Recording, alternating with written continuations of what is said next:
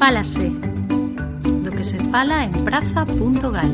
Ola, imos falar de números moi importantes e de números máis ben aburridos. Por exemplo, 13.825 son os millóns que a Xunta prevé manexar durante o ano 2023. Así o que consta no proxecto de orzamentos xerais do ano vindeiro, que rexistrou a semana pasada no Parlamento.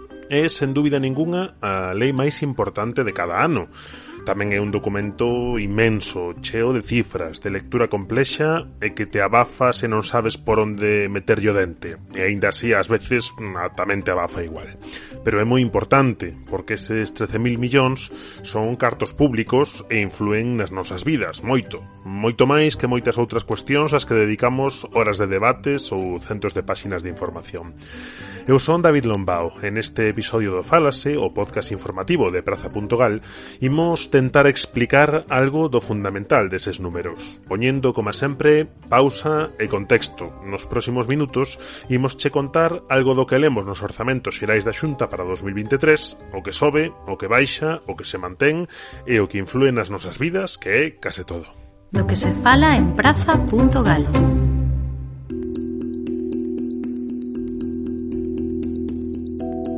Non imos negar que cando empezamos a preparar este episodio do Fálase dubidamos se sería posible facelo. Quero dicir, se tería xeito trasladar a este formato algo dos libros cheos de números que a semana pasada entregou o conselleiro de Facenda, Miguel Corgos, ao Parlamento. Inclinámonos polo sí, así que o imos tentar. Primeiro, as cifras máis grandes. 13.825,30 millóns de euros. Ese é o total de fondos que vai manexar a Xunta en 2023. Se seguiches algo a información dos días anteriores á presentación, é posible que che soe outro total, algo máis baixo, 12.620. A explicación para a diferenza entre ambos números é a débeda. Son os cartos que o goberno dedica a pagar débeda pública, que son algo máis de 1.000 millóns e que explicaremos dentro dun pouquiño. Se o sumamos todo, queda en algo máis de 13.800 millóns, o que supón un 8,2% máis que no orzamento de 2022. E preguntaraste, como é posible que a Xunta teña máis cartos se estamos nun contexto tan complicado de anuncios de crise, vimos da COVID, esta guerra de Ucraína, etc. En síntese, porque prevé obter uns 1.000 millóns máis por impostos que transfire o Estado e tamén polas inxeccións de fondos europeos. Diso falaremos tamén dentro dun chisco. O caso é que hai máis fondos, un 8,2% máis, pero non todas as partidas do orzamento soben nesa mesma medida. En praza.gal podedes ver uns gráficos interactivos nos que nun golpe de vista queda claro que hai partidas que soben moito máis que outras. Por exemplo, as que máis soben son as de comercio e de enerxía. A de comercio ascende case un 40%, ata os 25 millóns de euros. A razón é que recibe 5 millóns novos para financiar os bonos de 30 euros que ofrece a Xunta para gastar en establecementos comerciais como axuda ao sector.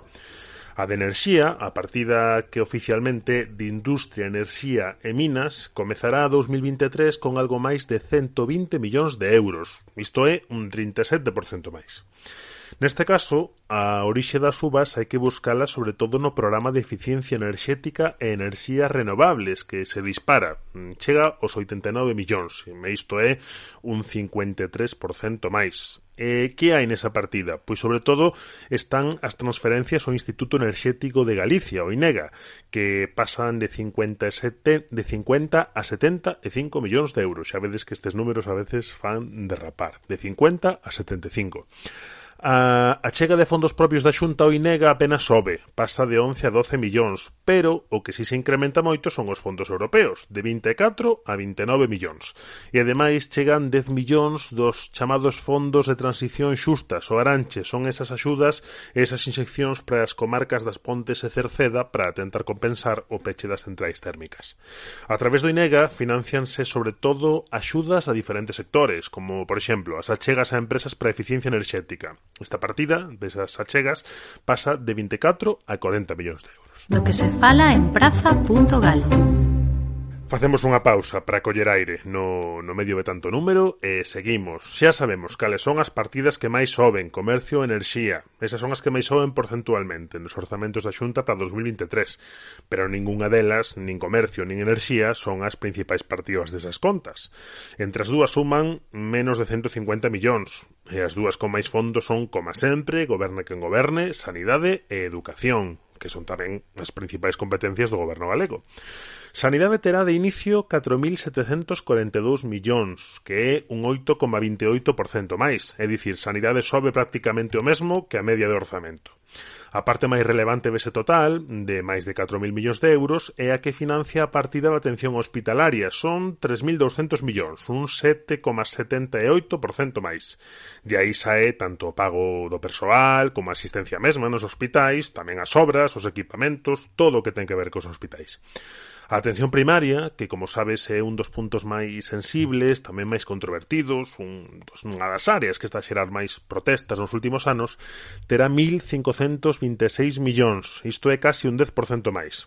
Hai que ter en conta, non obstante, que é moi habitual que o orzamento sanitario vaya incrementándose ao longo do ano, a través das modificacións orzamentarias, que é raro que sexan públicas, aínda que sí se tramitan de maneira pública. É habitual que o goberno galego teña que ir sumando máis fondos aos sergas durante o ano para, por exemplo, atender subas das facturas farmacéuticas ou pagar sustitucións de persoal, por exemplo. Isto pola parte sanitaria. A educativa suma en 2023 un total de 2.783 millóns de euros. Isto quere dicir que aumenta un 3,69%. É dicir, polo tanto, educación sobe menos da metade da suba media dos orzamentos, que lembramos estaba no 8,2%. Isto está no entorno do 3%. Se ollamos dentro do orzamento educativo, que se divide en 10 grandes partidas, vemos que todas soben en maior ou menor medida agás unha, a de prevención do abandono escolar, que baixa un pouco, pasa de 33,3 a 32,2 millóns de euros. Ao parecer, desaparece porque desaparece unha partida de competencias digitais. Na banda das subas, o que máis incrementa é a formación do profesorado, que gaña un 13%, ata os 3 millóns de euros. Por trás da sanidade e a educación está a partida da débeda que mencionábamos antes. Durante o ano vindeiro, o goberno galego prevé destinar 1.414 millóns de euros á débeda pública. É un 6,6% máis que o ano pasado. É un 259% máis que no ano 2009. Lembra daquela, estaba todavía comezando, aínda comezaba a crise financeira internacional e era casi outro mundo. É certo que o peso da débeda sobre a economía galega é moito menor que noutros lugares, pero non é menos certo, por exemplo, que a partida da débeda pública é un montante superior, por exemplo, á principal partida de servizos sociais, que en 2023 terá 1.154 millóns de euros, un 17% máis que en 2022. Do que se fala en praza.gal.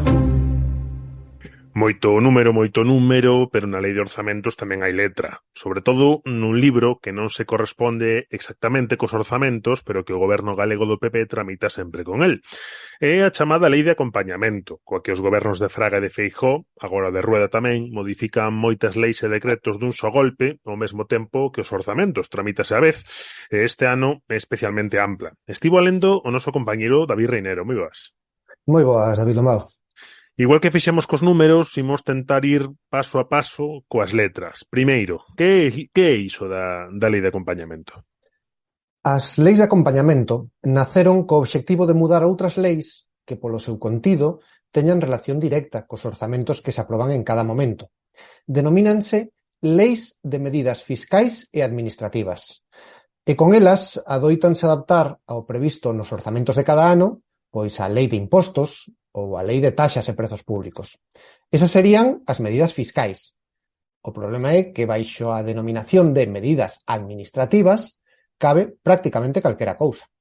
Dicíamos antes que isto é cousa dos gobernos do PP, dicíamolo porque polo menos en Galicia, cando gobernaron PSDG e BNG, non a utilizaron.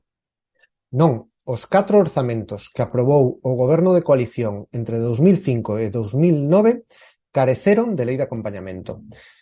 Pero mesmo os gobernos de Manuel Fraga non a empregaron todos os anos. Si a veñen usando todos os anos o PP, desde que Feijóo chegou á presidencia, e agora o primeiro ano de Alfonso Rueda á súa fronte.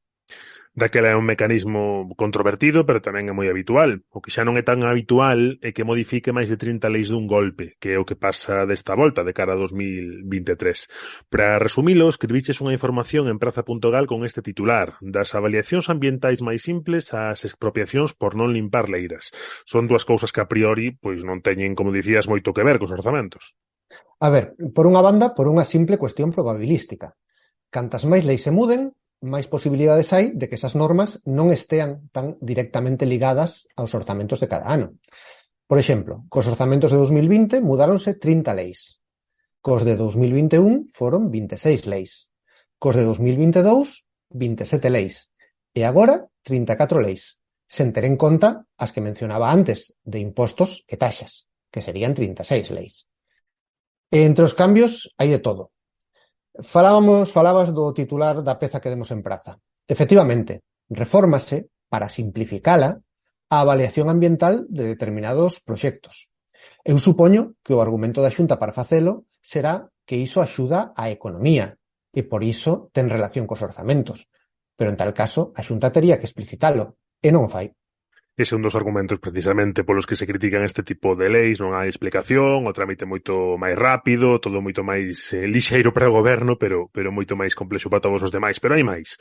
Por exemplo, volvendo á lei concreta deste ano, por esta vía, a Xunta tamén corrixe a moratoria dos parques eólicos ou introduce, por exemplo, varias reformas que derivan de conflitos co Estado. E esas dúas son cuestións que volven poñer en discusión a calidade legislativa da Xunta. Porque o que agora muda a lei de acompañamento en relación á moratoria dos parques eólicos ou a conflictos co Estado son cuestións que xa se mudaron na lei de acompañamento do ano pasado e que agora se corrixen. Hai leis galegas, como as que teñen que ver co urbanismo ou cos incendios, que están a ser mudadas todos os anos a través da lei de acompañamento. Mesmo dá esa circunstancia de que a propia Xunta considera que a lei marco que regula o transporte público por estrada en Galicia non é unha lei feita expresamente para ese sector, senón que é o que se introduciu nunha lei de acompañamento de hai un par de anos. Iso é a lei marco do transporte por estrada en Galicia. E con todas estas cousas, transporte, eólicos, conflitos co Estado, cousas tan diversas, xunto a elas introduce tamén as prometidas rebaixas de impostos, que aí sí que hai pois unha ligazón, non, cos impostos. Cos impostos e, polo tanto, cos orzamentos.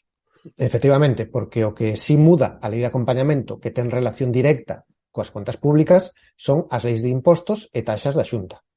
E aí é onde ven de quedar reflectida a rebaixa do imposto do patrimonio anunciada hai unhas semanas polo propio presidente, ou os axustes e novas deducións no imposto da renda. Esas sí son medidas fiscais, claramente. Pois desas rebaixas imos falar a continuación. David Reinero, moitas grazas.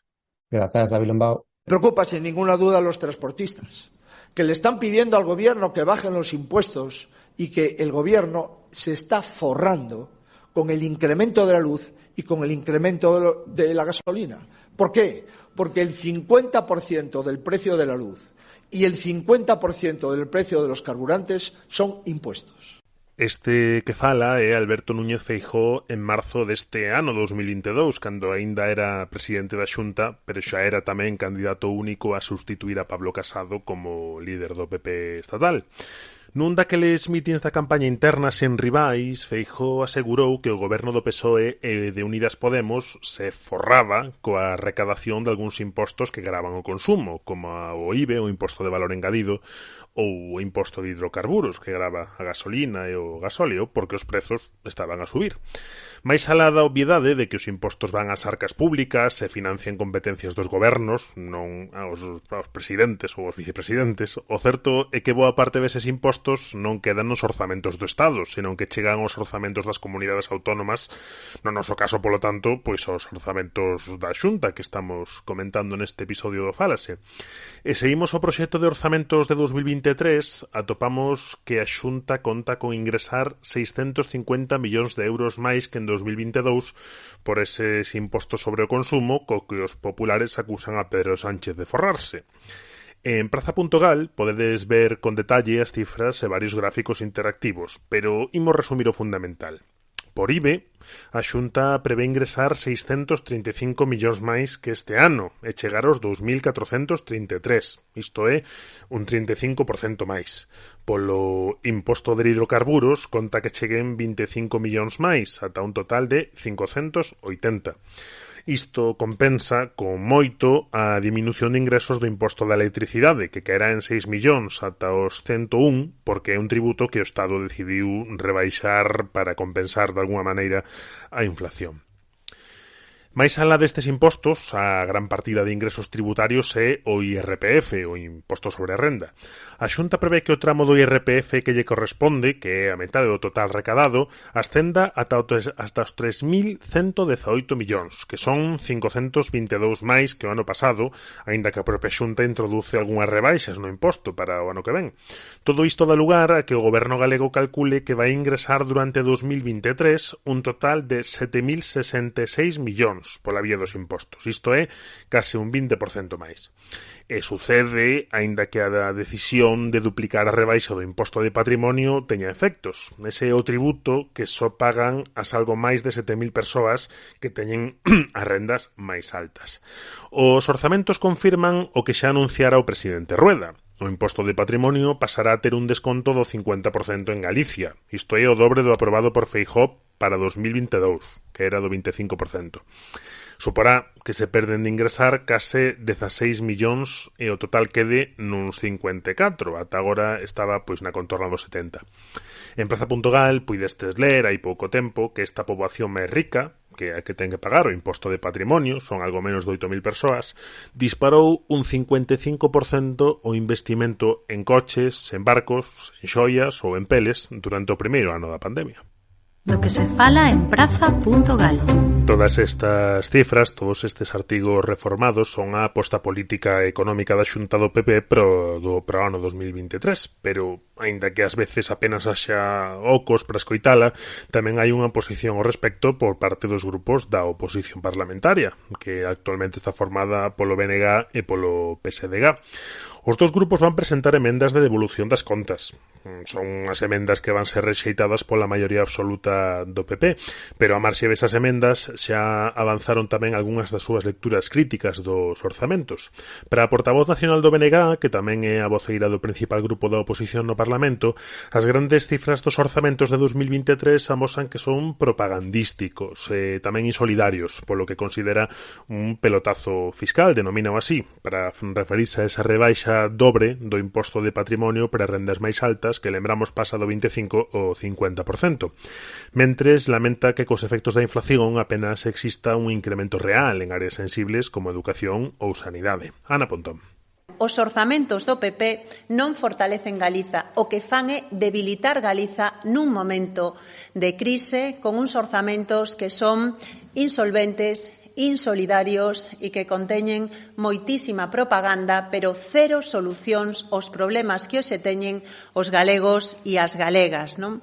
Si os orzamentos se di que a folla de ruta dun goberno, estas contas o que nos din é que temos un goberno galego débil que se convirte nun problema para poder sair da crise, un lastre para que os galegos e galegas podan empezar a ver a luz ao final do túnel ou, como mínimo, que vexan un goberno que está ao seu lado. Pero o goberno do Partido Popular está de costas á xente do común, pero está claramente beneficiando a unha minoría. O PSDG tamén anunciou emenda á totalidade e o seu secretario xeral, Valentín González Formoso, cree que as contas reflicten que o presidente Rueda non ten rumbo nin plan pro país, máis alá da mera continuidade. Para González Formoso son as contas da resignación, e ve escasas as subas no ámbito sanitario e contrastas co incremento dos fondos que van chegar á Xunta dende o Estado, que son uns 1.000 millóns máis en 2023. A Xunta de Galicia decimos que vai a recibir do Estado 1.000 millóns de euros máis. Os galegos e galegas teñen que saber que deses 1.000 millóns de euros só 33 millóns de euros se van a dedicar á atención primaria, cando había unha oportunidade para recuperar esos 976 profesionais sanitarios que comprobamos que nos Sergas, na súa relación de postos de traballo, xa non están dende hai 10 anos. En definitiva, en conclusión, estamos ante un documento claramente sen rumbo, un goberno sen plan, un presidente da Xunta de Galicia que se lle foi o goberno das mans, un orzamento claramente continuista, que non ten en conta o escenario de desaceleración que nos ven por diante e, sobre todo, un documento de resignación dun país resignado na continuidade. Do que se fala en praza.gal.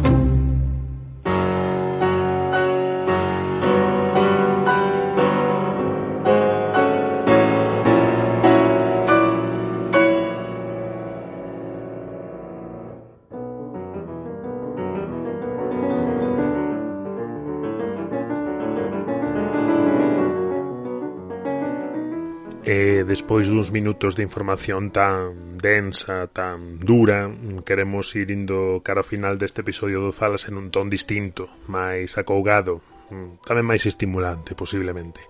Isto que escoitamos é unha sonata en si menor de Chopin, interpretado ao piano por James Rhodes. Poñémola para facervos unha recomendación dunha lectura. Hai uns días, aproveitando que James Rhodes ia estar na Coruña actuando no Festival Noites do Porto, a nosa compañeira Ana Aliste puido entrevistalo. Saberás que Rhodes é un namorado de Galicia, e diso tamén nos fala unha entrevista, claro, pero non só diso, ni moito menos.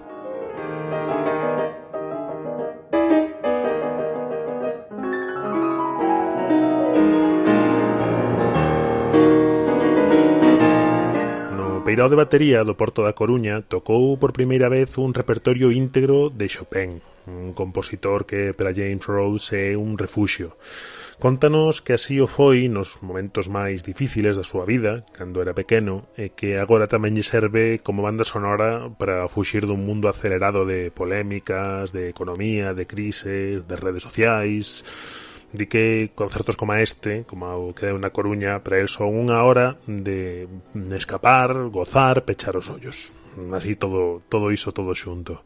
James Rhodes tamén lle contou a Ana Aliste a importancia que el lle dá a que a súa música chegue a persoas que non coñecen moito a música clásica. Para escoitar o que el toca, di, só con preter dúas orellas e escoitar. Convidámosvos a que leades a entrevista inteira, que vayades a praza.gal e podades recuperala. Nesa entrevista, por exemplo, tamén nos conta como vive os ataques que recibiu polo seu impulso á Lei de Protección Integral da Infancia, pero tamén os seus plans, por exemplo, para nun futuro, se cadra, formar unha familia e vivir en Galicia.